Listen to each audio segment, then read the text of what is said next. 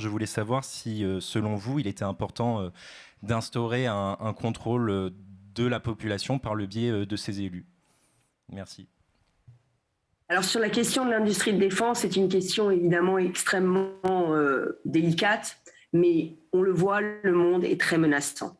Il est très menaçant et nous devons pouvoir nous défendre.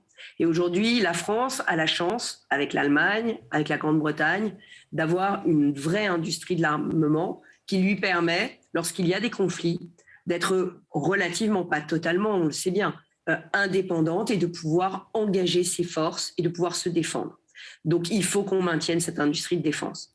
Pour la maintenir, il faut qu'elle puisse vendre ses produits et il faut qu'elle puisse les exporter.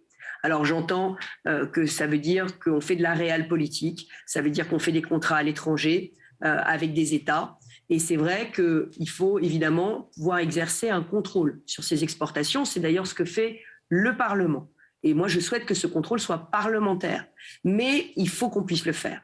Et si nous n'avons pas d'industrie de défense, nous serons pieds et poings liés face à des dictateurs comme Vladimir Poutine, face à des menaces extérieures. Nous ne pourrons plus défendre les valeurs auxquelles nous croyons. Regardez la lutte que nous menons contre le djihadisme au Sahel. Tout ça, nous ne pouvons le faire que parce que nous avons une industrie de l'armement puissante et une industrie de l'armement qui n'a pas, qui reste très innovante. Parce que désormais, les batailles, elles vont se livrer partout. Elles vont se livrer dans l'espace, elles vont se livrer sur le cyberespace, elles vont se livrer dans la mer, sous les mers, elles vont se livrer sur Terre.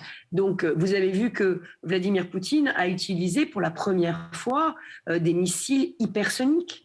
Nous n'avons pas encore cette technologie. Donc, vous voyez, on a besoin aujourd'hui des industries de défense. J'ajoute que quand on investit dans les industries de défense et dans la recherche pour les industries de défense,